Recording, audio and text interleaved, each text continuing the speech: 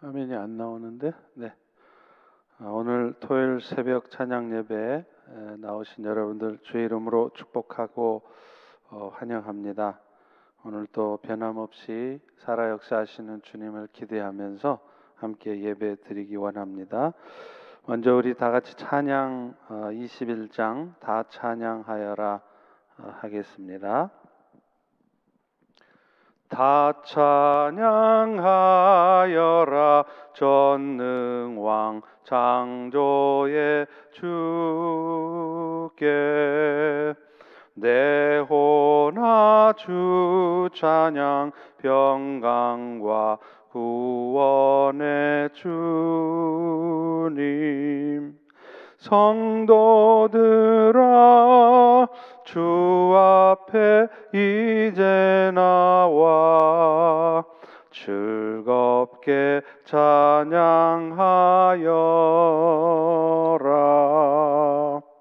다 찬양하여라 놀라운 만유의 주께 포근한 날개 밑 늘 품어 주시는 주님 성도들아 주님의 뜻 안에서 내 소원 다 이루리라. 다 찬양하여라 온몸과 마음을 바쳐 이 세상 만물이 주 앞에 다 나와 찬양 성도들아 기쁘게 소리 높여 영원히 찬양하여라.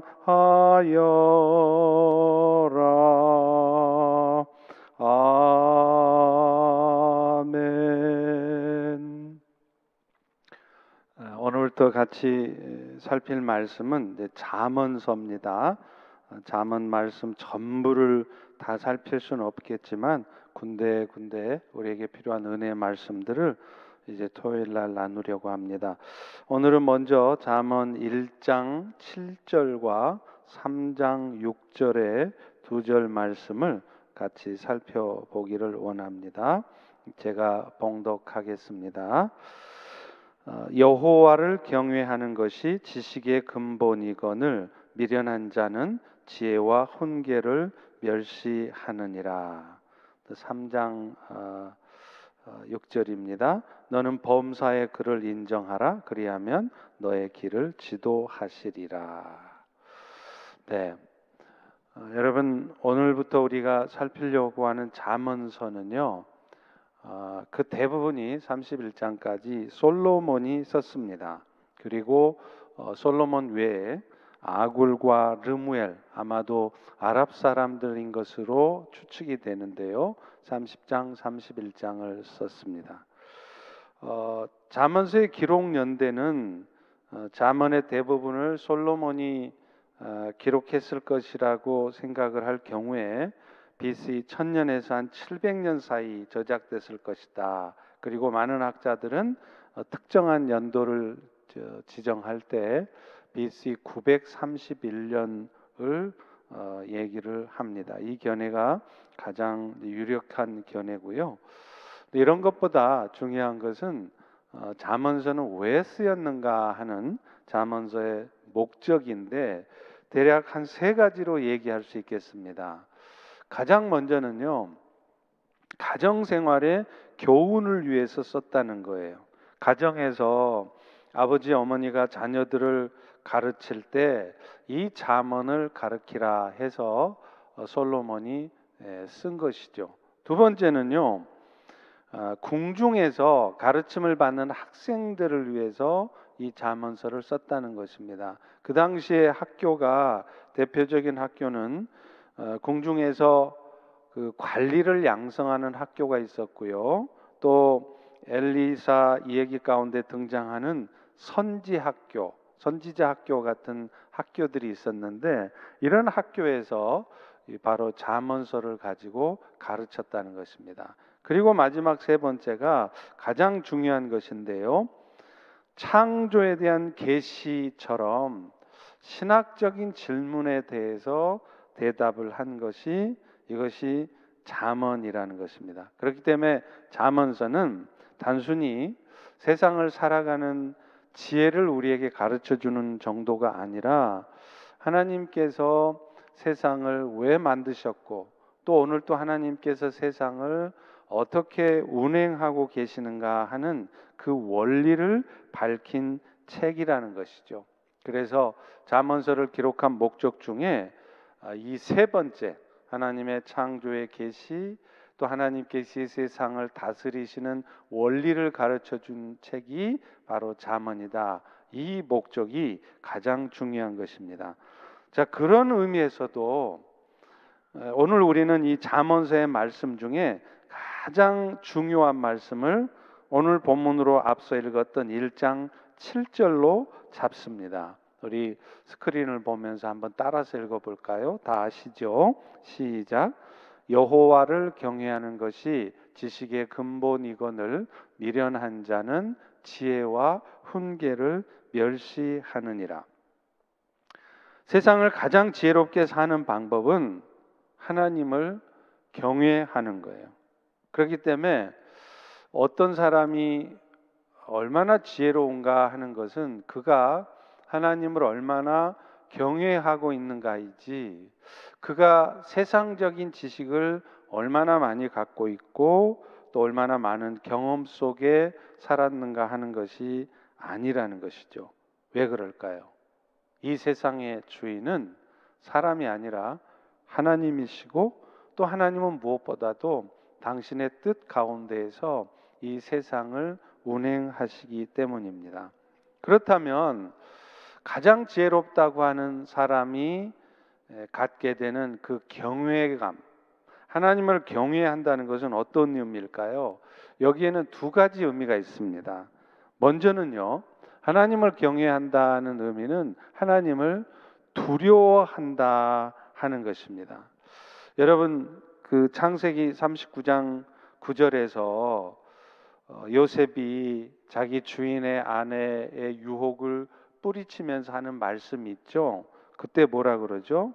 내가 어찌 이 큰 악을 행하여 하나님께 득죄하리이까?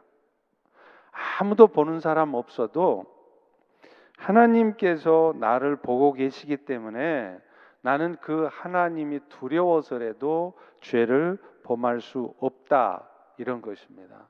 그렇기 때문에 그런 하나님을 향한 두려움을 갖는 사람들은 누가 있으나 없으나 성실한 삶을 살 수 있고 악에서 떠난 삶을 살 수 있는 것이죠. 언젠가도 한번 제가 말씀드린 적이 있는데요. 그 스웨덴의 스톡홀름에 가면 그런 교회가 있다고 그래요. 저도 듣기만 해서 직접 보지는 못했습니다만은 교회 강단 뒤편에 커다란 눈동자가 하나 그려져 있다는 것이죠. 얼마나 섬뜩하겠어요. 그런데 왜 그런 그림을 뭐 하나님이나 십자가나 예수님 대신 그렇게 그려 놓았을까요? 하나님이 보고 계시다는 거죠. 마르틴 루터가 종교개혁을 일으킬 때도 세 가지 모토였잖아요. 솔라 피데, 솔라 스크립추라. 그리고 또 하나가 코람 데오라고 그러죠. 그게 뭐냐면 하나님 앞에서라는 뜻입니다. 그래서 늘 하나님께서 보고 계시다는 그런 믿음으로 살아갈 때 우리는 선한 삶을 또 하나님의 뜻에 합당한 삶을 살아갈 수 있겠죠. 자, 그런데 하나님을 경외한다고 하는 것은 또 하나의 뜻이 있는데 그게 뭐냐면 하나님을 신뢰한다는 뜻이에요. 하나님을 경외한다는 것은 하나님을 두려워한다는 의미도 있지만 그것도 결국은 궁극적으로는 하나님을 신뢰하기 때문에 두려워하는 것이죠. 시편 147편 11절에도 이렇게 말합니다. 여호와는 자기를 경외하는 자들과 그의 인자하심을 바라는 자들을 기뻐하신다. 그러니까 결국 여호와께서 하나님을 경외하는 자를 기뻐하시는데, 그 경외함이라는 게 뭐냐면 결국은 하나님의 인자하심을 바라보고 하나님을 기대하고 하나님을 의지하는 사람, 신뢰하는 사람이라는 것이죠. 우리는 많은 경우에 신앙생활을 하면서도 그저 몸된 교회를 위해서, 하나님의 나라를 위해서 열심을 다해서 섬기고자 합니다. 정말 귀한 일이죠. 정말 귀한 믿음이죠. 그런데 우리가 기억해야 될 것은, 하나님이 정말 원하시는 것은 우리가 마음과 뜻을 다해서 생명 다해서 하나님을 위해서 열심히 섬기는 것보다 먼저는 하나님을 기뻐하고 하나님을 기대하고 하나님을 의지하는 겁니다. 그러니까 우리가 오늘 또 열심히 하나님 나라를 위해서 섬기지만 정작 마음속에는 하나님을 향한 기대 별로 없는 거예요. 하나님이 하실까? 맨날 주께서 하신다고 하는데 정말 하실래나? 또 하나님을 향한 신뢰가 없다면 그런 우리의 열심을 다한 섬김은 결코 우리 하나님을 기쁘게 할 수 없는 것입니다. 물론 하나님을 신뢰하는 사람은 열심히 섬기겠죠. 그러나 반대로 열심히 섬긴다고 해서 그분이 정말 하나님을 신뢰하는 사람인가? 그건 아닐 수 있다는 것입니다.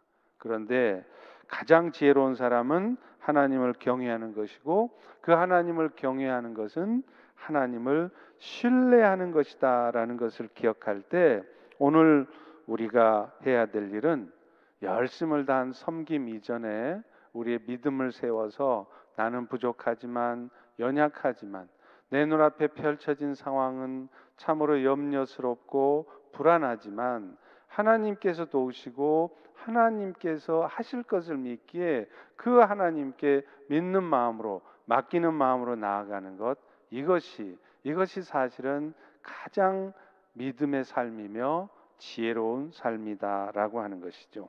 자, 그렇다면 구체적으로 하나님을 경외한다고 하면 우리는 구체적으로 삶에 어떤 모습이 나타날까요? 오늘 본문을 통해서 우리는 두 가지를 살펴보려고 합니다. 하나님을 경외해서 하나님을 신뢰하는 사람, 하나님을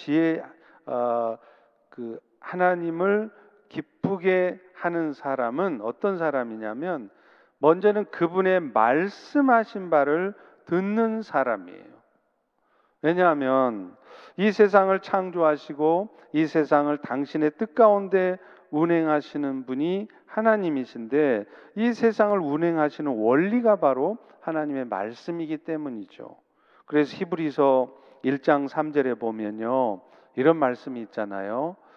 이는 하나님의 영광의 광채시요 본체의 형상이요 그 능력의 말씀으로 만물을 붙드시고 죄를 정결케 하는 일을 하셨다. 이게 예수님에 대한 말씀입니다. 그런데 여기 본문에 잘 살펴보면 그 예수님이 어떤 분이시냐, 능력의 말씀으로 만물을 붙드셨다라고 나와요. 그런데 이 붙드신다는 의미가 뭐냐면 통치하고 다스리신다는 거예요. 그런데 무엇을 가지고 다스리십니까? 말씀을 가지고 다스리신다는 거죠. 그러므로 가장 지혜로운 사람은 어떤 사람이냐? 세상 지식이나 혹은 경험을 많이 가진 분도 지혜롭다는 얘기를 많이 들으시겠죠. 그러나 그런 분보다도 더 지혜로운 사람은 어떤 사람이냐? 지식은 조금 부족해도, 심지어는 세상 경험도 많이 부족해서 서툴르지만 늘 자신의 삶의 기준이 하나님의 말씀인 사람인 겁니다. 오늘 여러분들에게는 삶의 기준이 무엇인가요? 여러분께서 집을 이사한다거나 혹은 직장을 옮긴다거나 비즈니스를 결정한다거나 할 때 그러한 중요한 결정의 기준이 무엇일까요?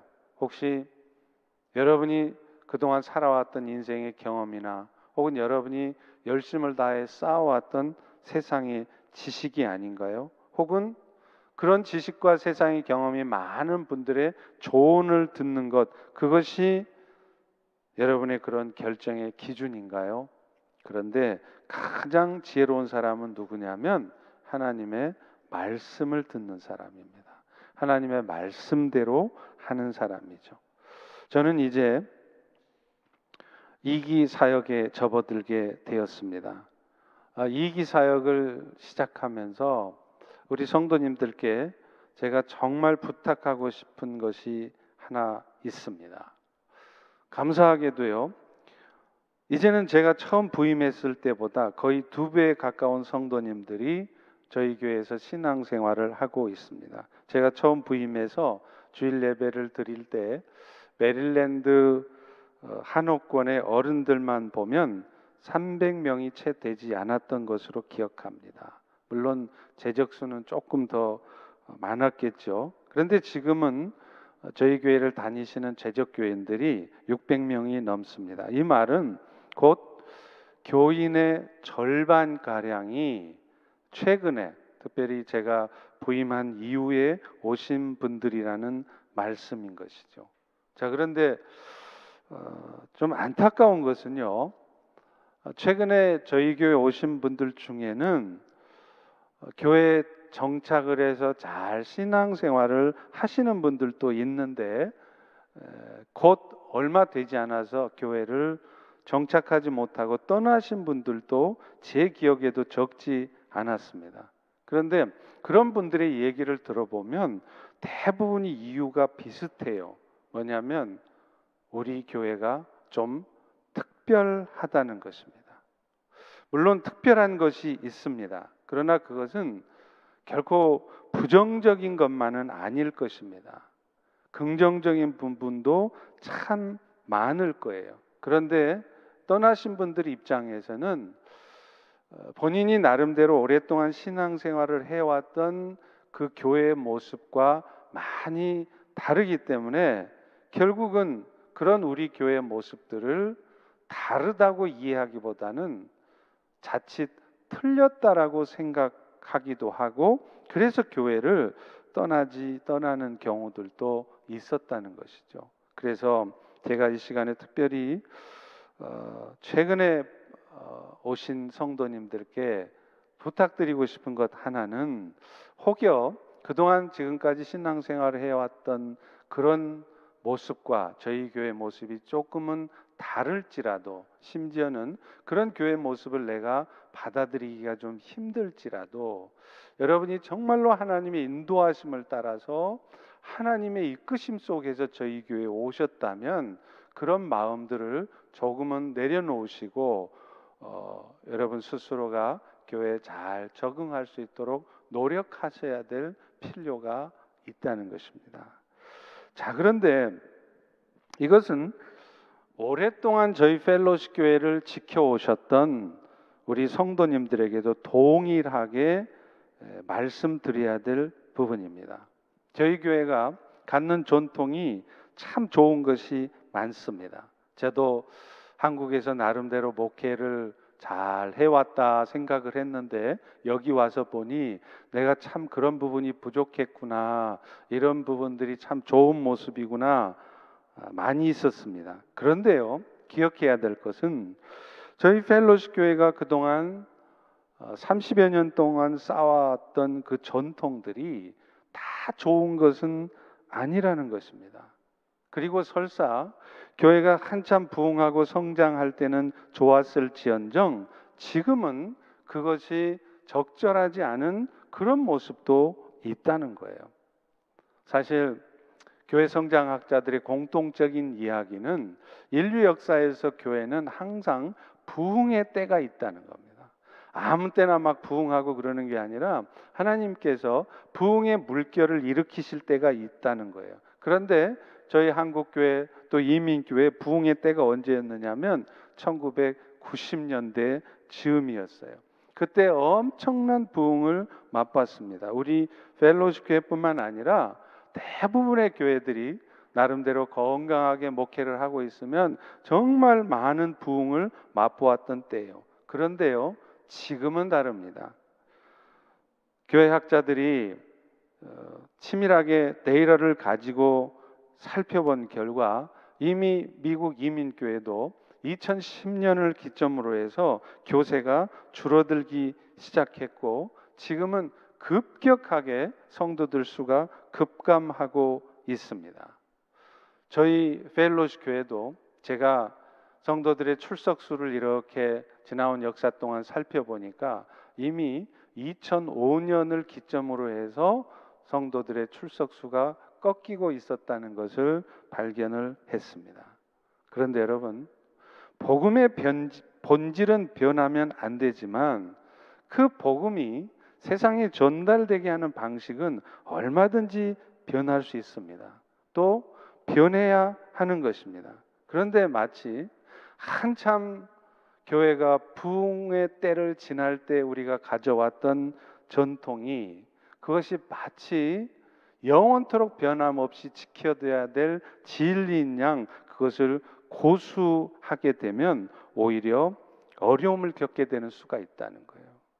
저희 교회 오래된 교인분들 중에는 정말로 제가 보기에도 존경스러운 만큼 교회를 사랑하시는 분들이 참 많으십니다. 그런데 우리가 정말 사랑해야 할 것은 펠로십 교회가 아니라 사실은 주님의 교회인 것입니다. 펠로십을 너무 사랑한 나머지 펠로십의 지난날의 모든 것이 금지옥엽처럼 지켜져야 생각한다면 그것은 어쩌면 하나님의 나라를 위해서 하나님의 역사를 이루어가는데 오히려 방해가 될 수 있다는 것을 기억해야 한다는 겁니다. 그러다 보니 저희 교회를 오랫동안 다니셨던 분들 중에는 때로 제가 하는 설교나 혹은 사역이 마음에 들지 않으신 분들도 계실 것입니다. 물론 그런 분들에게 그런 마음을 갖도록 한 책임이 저에게 있습니다. 제가 많이 부족해서 그런 분들의 마음을 흡족하게 충분하게 채워드리지 못한 잘못이겠죠. 그러나 하나님 앞에 가만히 생각해 보면요, 혹시 그런 분들의 마음이 펠로십의 지난날의 어떤 역사에 너무 매여 있기에 자신도 모르는 사이에 하는 말이나 행동들이 다 미워진 것은 아닌가, 그런 생각이 들 때가 있어요. 여러분 그렇잖아요.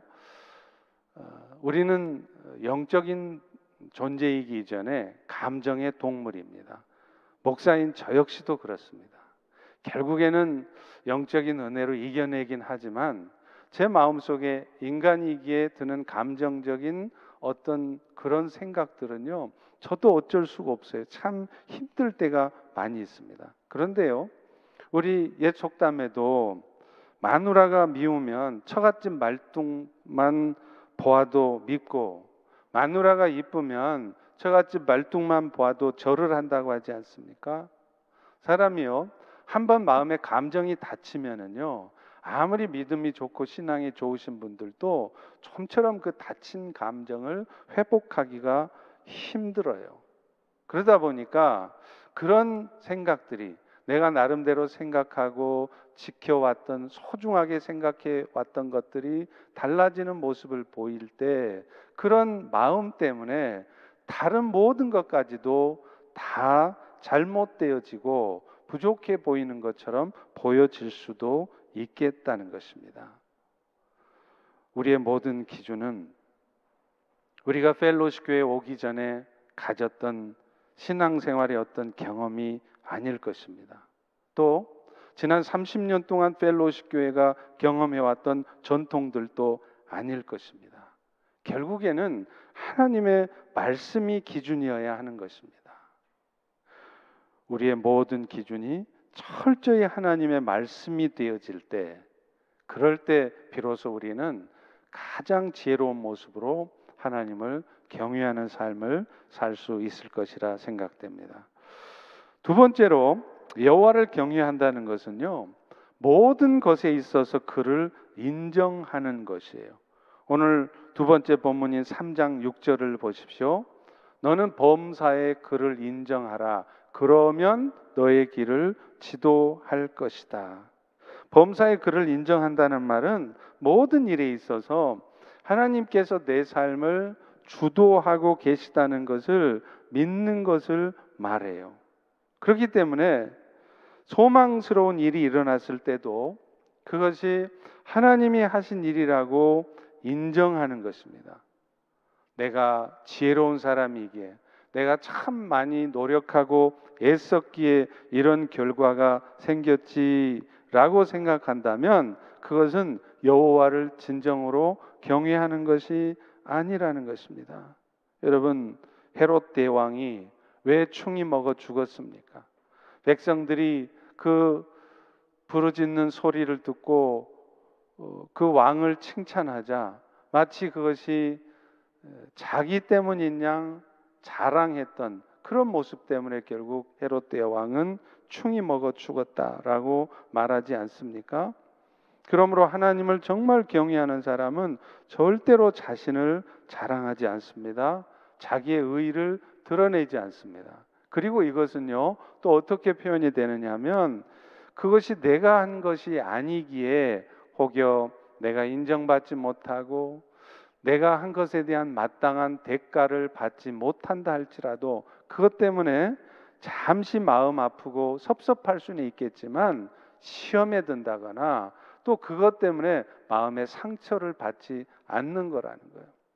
내가 한 일에 대해서 정당하게 내가 평가받고 대가를 받지 못했다고 그것 때문에 많이 상처를 받고 그렇게 힘들어한다면 그것은 어쩌면 여전히 자기 의가 있다는 것일 수도 있다는 것입니다.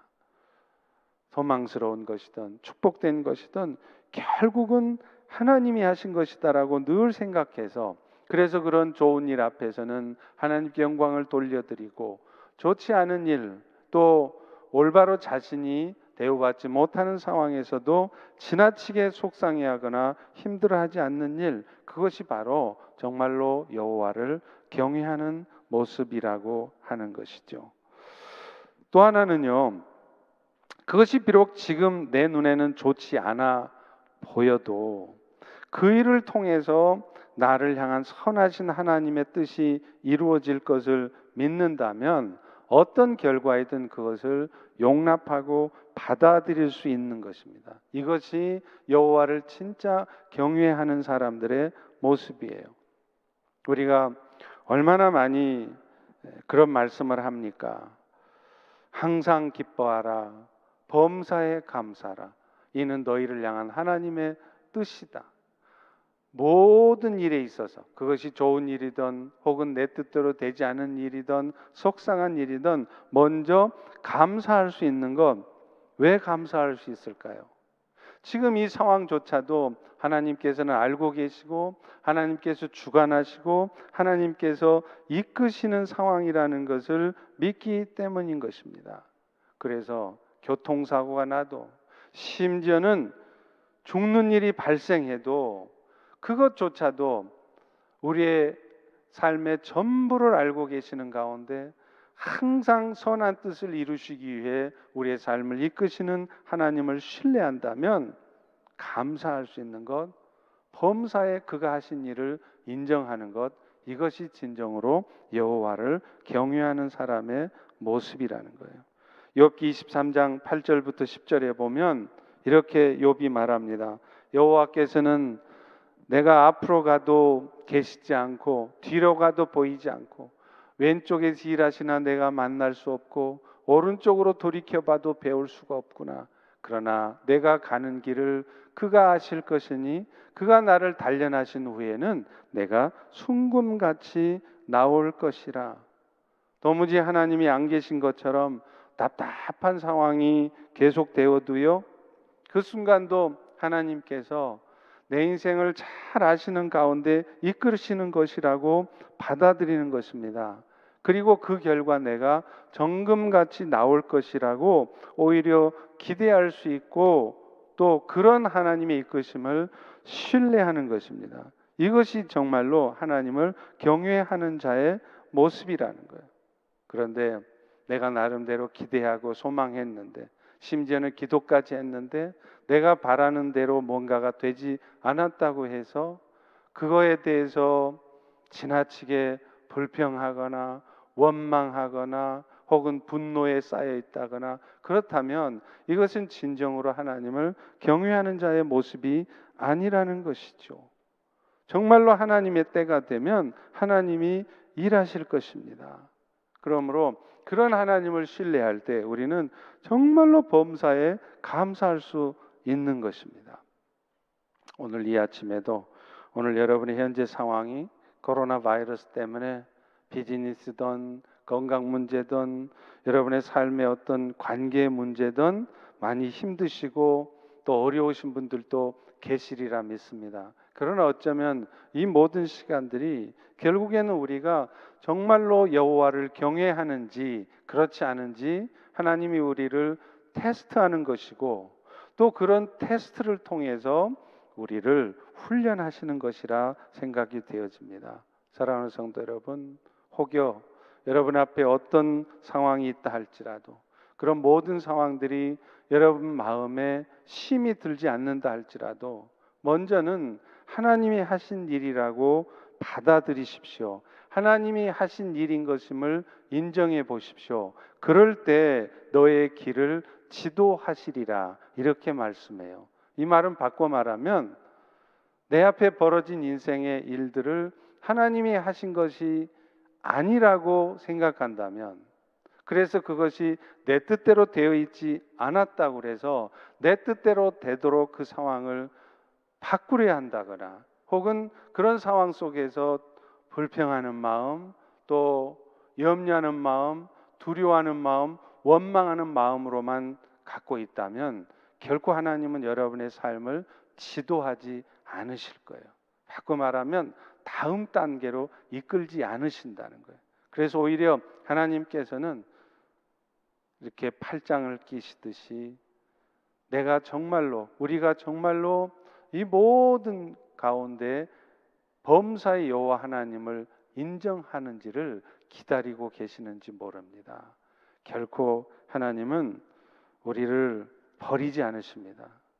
우리가 어떤 연약함에 있어도 결코 끝까지 우리를 사랑하시는 하나님이세요. 그렇다면 그분께서 내 삶에 이런 것들을 주셨다면 결국 우리가 할 수 있는 일은 그 일 끝에 또 그 일을 통해서 오히려 하나님이 하실 일을 기대할 수 있어야 합니다. 그래서 입술로도 감사할 뿐만 아니라 우리의 얼굴 표정도 오히려 밝은 낯을 피우며 그렇게 기뻐하고 감사해야 될 줄로 믿습니다. 그럴 때 하나님께서 여러분의 인생을 놀랍게 인도하시고 지도해 주시리라고 믿습니다.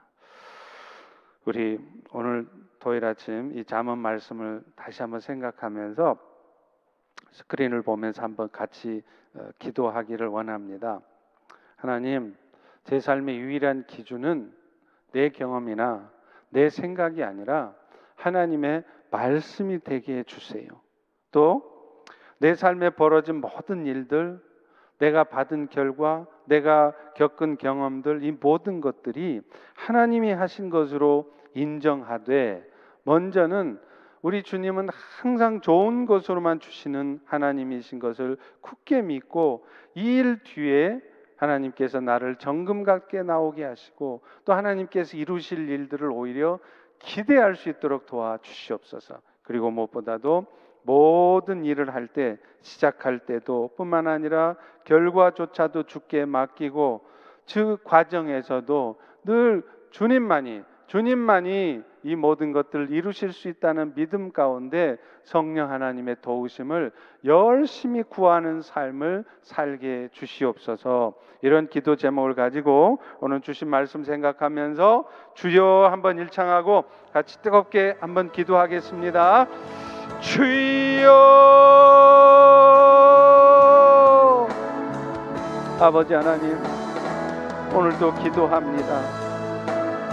우리는 우리 자신도 모르는 사이에 내 삶의 모든 결정의 기준이 내가 겪은 경험이나 혹은 내가 생각해왔던 생각이 아닌지 모릅니다. 내가 그동안 열심을 다해 쌓아왔던 세상의 지식이 우리의 삶의 기준이 되어 있지 않는지 돌아보기를 소망합니다. 아버지 하나님, 이 세상의 주인은 하나님이시고 우리 하나님께서는 항상 선한 뜻을 갖고 이 세상의 일들을 이끌어 가시기에 하나님의 뜻이, 하나님의 말씀이 우리의 삶의 유일한 기준 되기를 소망합니다. 그래서 내 경험과 내 생각과 내 지식과 다르다 할지라도 이것을 통해 하나님이 오히려 이루실 일들을 기대할 수 있도록 은혜 베풀어 주시옵소서. 그래서 아버지 하나님, 이제는 우리의 삶이 늘 내가 기준이 되어서 살아가는 것이 아니라 범사를 하나님이 하신 것으로 인정해서 또 하나님께서는 항상 좋은 것만을 주실 것을 믿기에 그 하나님 앞에 우리의 삶을 맡기며 항상 감사하며 항상 기뻐하며 항상 얼굴 표정이 밝으며 항상 축복하며 또 항상 하나님의 사랑을 나타낼 수 있는 우리의 삶이 될 수 있도록 도와주시옵소서. 아버지 하나님, 그러나 너무나 안타깝게도 우리는 너무나 연약합니다. 우리 안은 죄악된 본성이 있습니다. 그래서 우리의 악한 본성으로 말미암아 우리는 늘 주님의 뜻대로 뭔가가 이루어지기 원하는 것이 아니라 내 욕심을 포기하지 못하고 내 뜻대로 되어지기만을 기대합니다. 아버지 하나님, 그러나 우리의 삶의 시작과 끝이 주의 손에 달려있음을 알진대 이제는 우리의 삶의 모든 문제를 먼저 주님께 맡길 수 있도록 도와주시옵소서.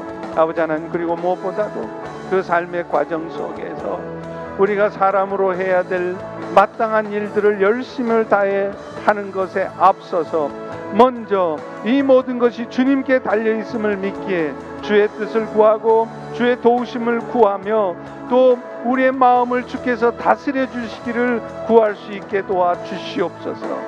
성령 하나님의 역사하심이 오늘도 우리에게 필요합니다.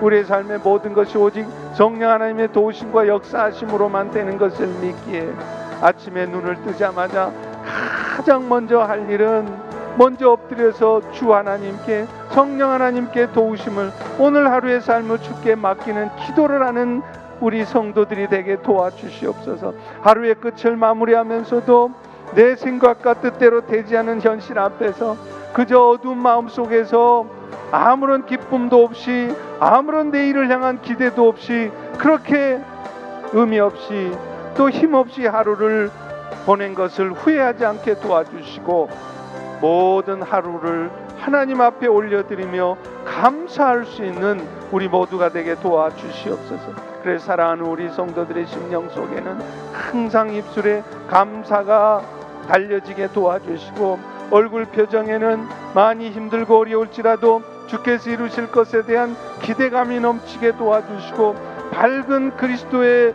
은혜가 있게 도와주시옵소서.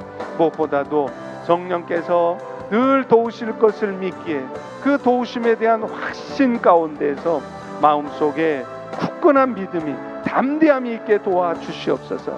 그래서 그렇게 흔들림 없이 오직 주님이 일하십니다. 주님이 하셨습니다. 주님이 하실 것입니다. 그런 기대 가운데 항상 기뻐하며 범사에 감사하는 우리 모든 성도들, 그래서 정말로 하나님의 마음을 기쁘게 하는 하나님을 참으로 경외하는 우리 모든 펠로십 교회 성도들이 되게 해 주시옵소서. 감사를 드립니다. 이제 우리 두 번째 세계 선교와 열방을 위해서도 한번 같이 기도해야겠습니다. 지금 최근에 백신이 무슨 파이자네 무슨 모더나네 아센트라네 이런 데서 개발이 된다고 하는데요. 많은 이 전염병 학자들의 얘기가 백신으로는 한계가 있다는 겁니다. 결국 이 상황이 종료되려면 치료제가 나와야 한다는 거예요. 그래서 어쩌면 지금 백신이 나와서 금방 상황이 좋아질 것 같지만 내년 하반기가 돼도 그렇게 우리가 기대한 만큼 상황이 좋아지지 않을 수 있다는 것이죠. 물론 이건 과학자들의 얘기고 우리 하나님께서 역사하시면 얼마든지 그 전에라도 되겠죠. 또 그렇게 되기를 소망하고 우리는 기도해야 됩니다. 그러나 먼저 우리가 기도해야 될 것, 하나님, 이 팬데믹 상황을 통해서 그동안 하나님을 멀리했던 성도들, 또 하나님을 알지 못했던 사람들이 자신의 인생의 한계를 깨닫고 하나님께로 돌이켜지는 역사가 있게 도와주시옵소서. 그래서 우리 남편, 아내, 우리 자식들, 우리 부모, 형제들 중에도 정말 신실하지 못했던 지체들이 있다면, 또 아예 주 예수 그리스도의 은혜를 알지 못했던 자들이 있었다면, 하나님, 이 팬데믹을 통해 고통스럽겠지만 정말로 이 일들이 저들로 하여금 하나님께 돌이켜지는 계기가 되게 도와주시옵소서. 그리고 이 땅의 교회들 영적인 나태함과 안일함에 벗어나서 영적 각성들을 할 수 있도록 깨어 기도하는 교회들이 되게 도와주시옵소서. 특별히 선교지에 우리 선교사님들, 또 이쪽에 나와 있는 선교사님들 계십니다. 또 현장에 사역자들이 있습니다. 하나님, 그들과 교회들을 지켜주시옵소서. 특별히 이제 새로운 포스트 코로나 시대에 우리 선교사님들에게 새로운 환경 변화에 맞는 그런 새로운 선교 전략을 지혜롭게 세워갈 수 있도록 하나님 지혜 주시고 은혜 베푸시옵소서. 이렇게 이 땅의 영혼들과 교회와 선교사들을 위해 우리 주여 일창하고 또 한번 기도하겠습니다. 주여, 아버지 하나님, 주님, 다시 한번 기도를 드립니다. 이 팬데믹 상황 도대체 언제 끝날지 우리는 도무지 알 수 없습니다. 앤서니 파우치의 말이 진리가 아닐진데, 많은 감염병 학자들의 말이 진리가 아닐진데, 하나님, 끝내는 것은 결국 하나님이 끝내실 터이오니 먼저는 우리가 이 상황 속에서 우리 모두가, 우리 자신이 먼저, 또 우리 주변의 연약한 지체들이 인생의 한계를 깨닫도록 기도하기를 원합니다. 주님을 알지 못했던 영혼들, 이번 팬데믹 상황을 통해서 하나님께로 돌이켜지는 역사가 있도록 도와주시옵소서. 그래서 특별히 이 땅의 교회들, 우리 미주 한인 교회들이 있습니다. 미국 교회들과 유럽 교회들이 있습니다. 또 우리 조국 대한민국에 영적으로 무너져가는 교회들이 있습니다. 하나님, 그런 교회들의 다시 한번 영적인 회복이 일어나도록, 영적인 각성들이 일어날 수 있도록 하나님 이런 상황들을 사용하여 주시옵소서. 아버지 하나님, 무엇보다도 선교지에 있는 우리 선교사들이 있습니다. 또 이곳에 나와 있는 우리 선교사님들 계십니다. 또 현장에 있는 우리 현지인 사역자들과 교회들이 있습니다. 하나님, 무엇보다도 우리가 간절히 기도하오니 주의 보혈의 능력으로 저들을 생명싸개로 쌓아 안전하게 지켜주시옵소서. 그리고 무엇보다도 아버지, 포스트 코로나 시대에도 동일하게, 아니 더 놀라운 은혜의 역사가 있도록 우리가 간구하오니 선교사님들에게 새로운 선교 전략을 갖고 열심을 다해서 주 앞에 나 도우심을 구하며 그렇게 새로운 선교를 이루어갈 수 있도록 은혜 베풀어 주시옵소서. 그래서 오히려 이런 일이 전화위복이 되어서 멀리 떨어져 있을지라도 또 온라인을 통하여 또 이런 문명의 이기들을 통하여서 더 복음을 잘 전할 수 있도록 더 잘 가르치고 또 저들에게 더 잘 교회를 세워갈 수 있도록 지혜를 주시기를 원합니다. 아버지 하나님, 우리 펠로시 교회도 화성 선교사들과 또 협력 선교사님들 계십니다. 아버지 하나님, 우리 이다희 선교사님, 이한나 선교사님 가정을 주의 은혜로 붙들어 주시옵소서. 아버지, 그 가정 가운데 더 이상 아픔과 고통이 있지 않게 도와주시고 맡겨진 사명을 감당할 수 있도록 도와주시옵소서. 아버지, 이기미 참비 선교사님 이곳에 나와 있지만 또 키르기스탄에 있는 형제들을 위해 안타까운 마음으로 기도하고 있습니다. 아버지 하나님, 이제 그 땅이 속히 다시 열려서 그곳에 교회가 세워지는 역사가 있도록 도와주시옵소서. 아버지, 우리 조규철 조옥군 선교사님, 하나님 인도 땅에 또 방과후 학교를 통하여 또 유치원 사역을 통하여서 또 그 부모들에게 복음을 전하고 교회를 세워가게 하심을 감사하오니 특별히 우리 조기철 선교사님 건강을 붙들어 주시옵소서. 더 건강한 모습으로 주의 사역을 감당해 갈 수 있도록 주의 은혜를 부어 주시옵소서.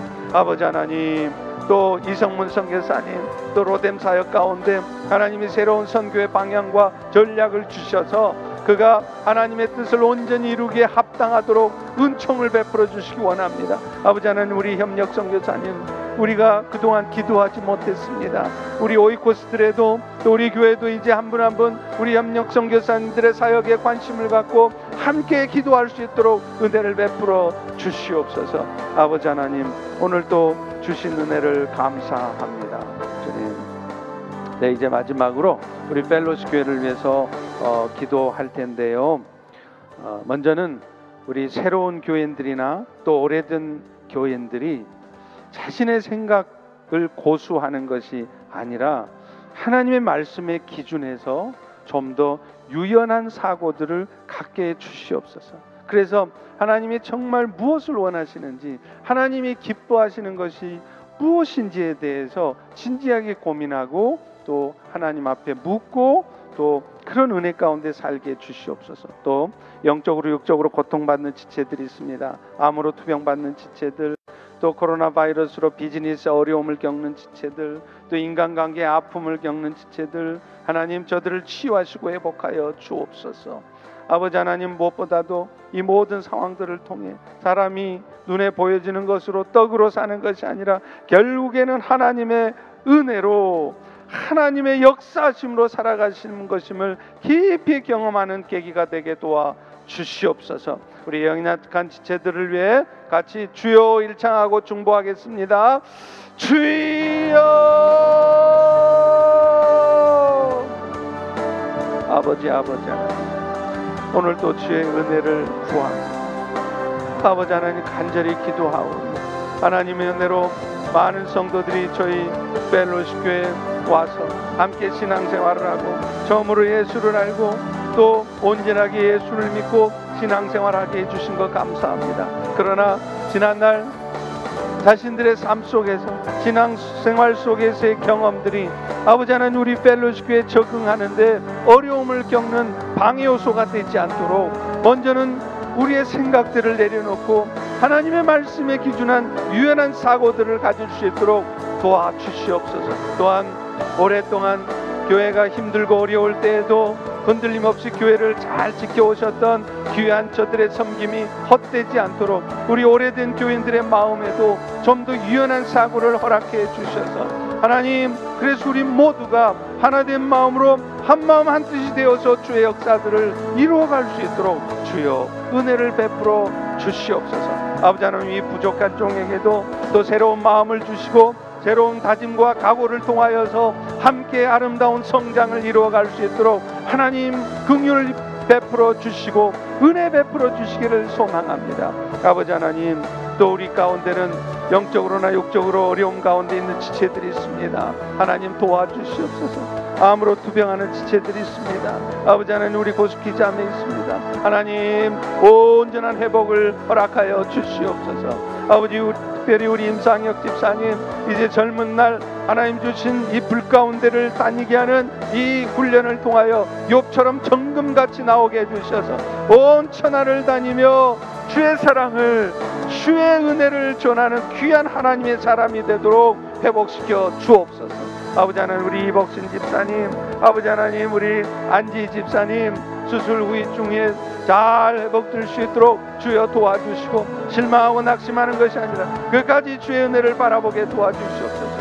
아버지 하나님, 우리 이복신 집사님과 또 성현창 집사님, 최준복 어르신, 하나님께서 끝까지 주의 은혜로 붙들어 주셔서 오직 주의 은혜가 저들로 하여금 온전한 회복의 은혜를 맛볼 수 있도록 도와주옵소서. 오 주님, 사랑하는 우리 교우들 가운데는 지금도 경제적으로 어려워하는 지체들이 있습니다.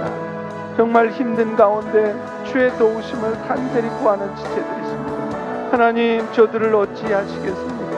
하나님, 저들을 어찌하시겠습니까? 불쌍히 여기시옵소서. 긍휼히 여겨 주시옵소서.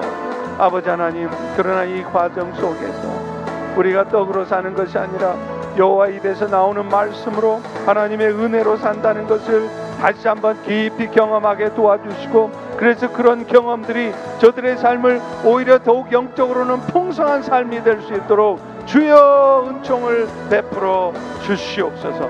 내일 주일입니다. 하나님, 특별히 추수감사절로 드려지는데 추수감사절의 진정한 의미가 무엇인지 우리 모두가 다시 한번 깨달으며 지난날의 우리의 삶, 또 지난날 우리 펠로시 교회 하나님께서 부어주셨던 은혜들의 진정으로 감사하는 주의 영광을 나타내는 그런 주일 예배가 되도록 축복하여 주시옵소서. 말씀을 전하는 종에게도 말씀의 풍성한 은혜를 주시옵소서. 성령 하나님의 역사하심 가운데 은혜의 말씀을 폭포수와 같이 전할 수 있도록 도와주옵소서. 찬양팀과 방역팀, 교회를 섬기는 모든 일들 가운데 하나님의 성령 하나님의 역사하심이 있게 도와주셔서 우리 모두가 예배를 마치고 나아갈 때는 주님이 주시는 새로운 마음과 은혜로 가슴 벅찬 마음으로 돌아갈 수 있도록 은총 베풀어 주시옵소서.